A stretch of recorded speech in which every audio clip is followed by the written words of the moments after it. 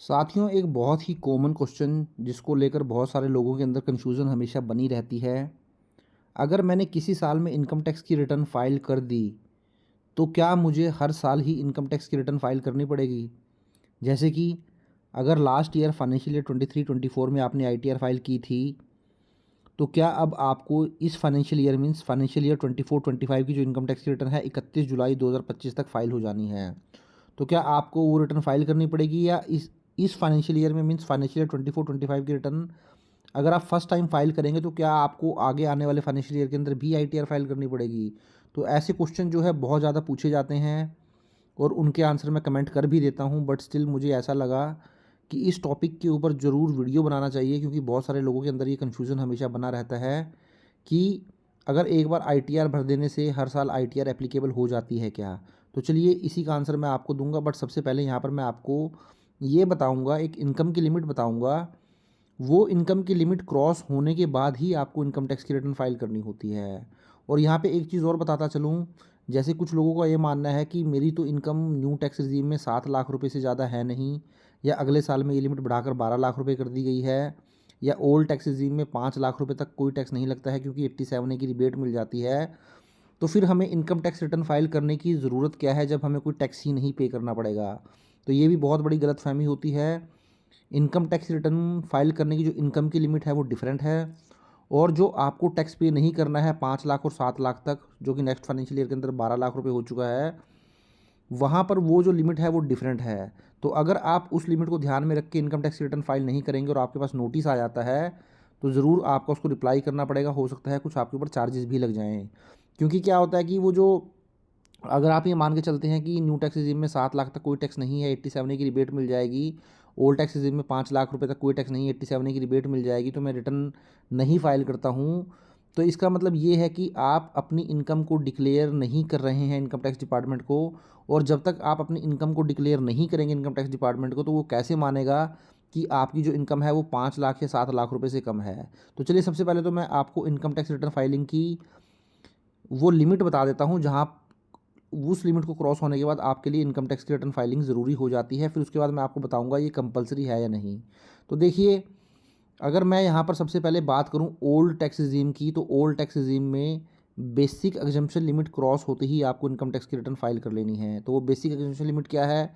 सबसे पहले आप ए पॉइंट देखिए। ए पॉइंट में अगर आपकी एज 60 ईयर से कम है और आपकी gross total income 2.5 lakh cross कर जाती है, तो आपको इनकम टैक्स की रिटर्न फाइल करनी है। अब यहाँ ग्रॉस टोटल इनकम का मतलब होता है ऐसी इनकम जहाँ पर आप किसी भी तरीके की डिडक्शंस, जो कि आप सेक्शन 80C से लेकर 80U तक बहुत सारे डिडक्शन करते हैं, बच्चों की फ़ीस से लेकर एलआईसी आप जमा करवाते हैं, पीपीएफ में पैसा डालते हैं, 80D के अंदर मेडिक्लेम लेते हैं, होम लोन प्रिंसिपल हो गया, हायर एजुकेशन के लिए सेक्शन 80 के अंदर लोन लेते हैं, 80U हो गया। तो 80C से 80U तक जितनी भी डिडक्शन आप लेते हैं, उस डिडक्शन से लेने से पहले की जो इनकम होती है उसको ग्रोस टोटल इनकम बोला जाता है। तो ग्रोस टोटल इनकम अगर 2.5 लाख क्रॉस कर जाएगी, तो आपको इनकम टैक्स की रिटर्न फाइल करनी पड़ेगी अगर आपकी एज 60 ईयर से कम है। वहीं अगर बी पॉइंट में देखें, आप एक सीनियर सिटीजन हैं, आपकी एज 60 to 79 ईयर है, तो आपकी अगर ग्रॉस टोटल इनकम 3 लाख रुपए क्रॉस करती है, तब आपके लिए इनकम टैक्स रिटर्न फाइल करनी ज़रूरी होती है। वहीं अगर आप एक सुपर सीनियर सिटीजन हैं, 80 ईयर से अबव हैं, तो अगर आपकी gross total income 5 lakh cross करती है, तब आपको इनकम टैक्स की रिटर्न फाइल करनी होती है। वहीं न्यू टैक्स रिजीम की अगर मैं बात करूँ, तो न्यू टैक्स रिजीम के अंदर ऐसी एज की कोई लिमिट नहीं है। अगर आपकी gross total income 3 lakh rupees cross कर जाती है एक फाइनेंशियल ईयर के अंदर, तो आपको इनकम टैक्स की रिटर्न फाइल करना ज़रूरी हो जाएगा। तो ये तो इनकम की लिमिट आपको ध्यान रखनी है। अगर ये इनकम की लिमिट क्रॉस करेगी, तो आपको इनकम टैक्स की रिटर्न फाइल करनी है उस फाइनेंशियल ईयर के अंदर। वहीं अगर आपकी इनकम की जो ये लिमिट मैंने बताई वो बेसिक एग्जम्पशन लिमिट ही है, अगर आपकी ये जो इनकम है वो 2.5 लाख, जो ये लिमिट मैंने आपको बताई थी, 2.5 lakh, 3 lakh, 5 lakh old tax regime में, और न्यू टैक्स रिजीम में 3 लाख रुपए, अगर ये लिमिट क्रॉस नहीं करती है, बट कुछ और ट्रांजेक्शन आप कर लेते हैं, जैसे कोई फ़ॉरेन में इनकम आपकी हुई या फ़ॉरेन में कोई एसेट आपकी है, तो आईटीआर में वो डिस्क्लोज़ करनी पड़ेगी, आईटीआर फाइल करनी पड़ेगी।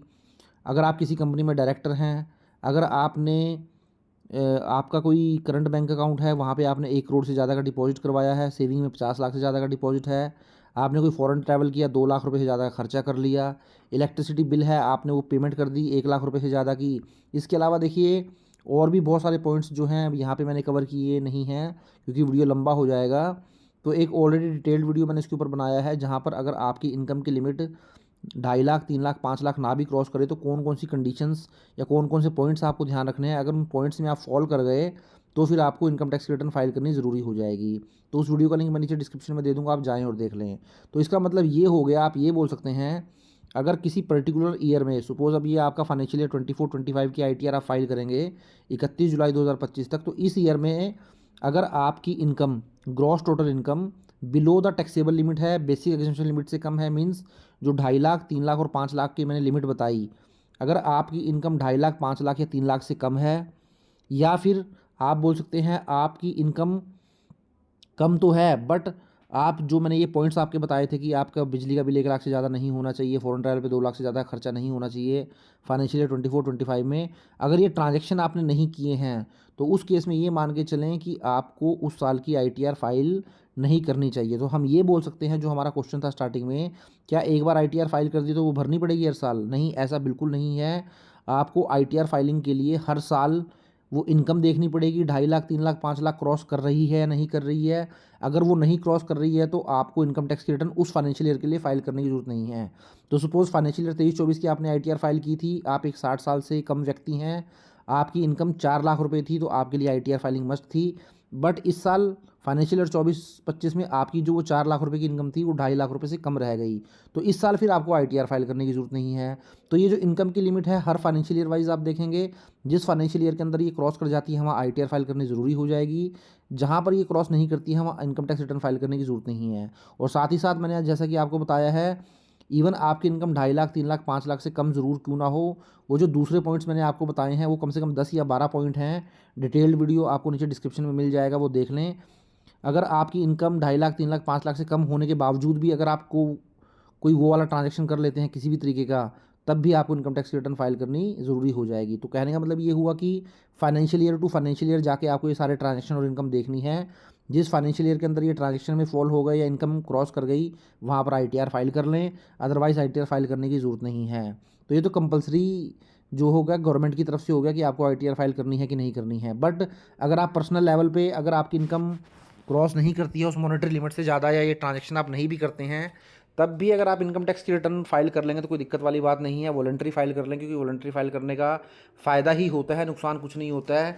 आपको क्या होता है, कोई लोन वगैरह अप्लाई करना है, बच्चों को हायर एजुकेशन के लिए बाहर भेजना है, खुद टूरिस्ट वीज़ा लगाना है, तो वहाँ पर जनरली इनकम टैक्स की रिटर्न मांग ली जाती है, तो वहाँ पर ये आपको काम आने वाली हैं। तो देखिए साथियों, ये था वीडियो जहाँ पर बहुत सारे लोगों का ये डाउट है कि मुझे आईटीआर हर साल फाइल करनी है कि नहीं करनी है। तो इस वीडियो के माध्यम से मैंने कोशिश की है कि आपका ये डाउट मैं क्लियर करूँ। बट स्टिल अगर आपका डाउट कंटिन्यू बना रहता है तो आप मुझे कमेंट करें, मैं कमेंट में आपका वो जो है उसका रिप्लाई करूँगा और आपका डाउट क्लियर करने की कोशिश करूँगा। तो आई होप वीडियो आपको अच्छा लगा होगा। वीडियो अच्छा लगा तो उसको लाइक करें, शेयर करें, और चैनल पर फर्स्ट टाइम विजिट किया है तो चैनल को भी जरूर सब्सक्राइब कर लें। Thank you very much, have nice day, take care.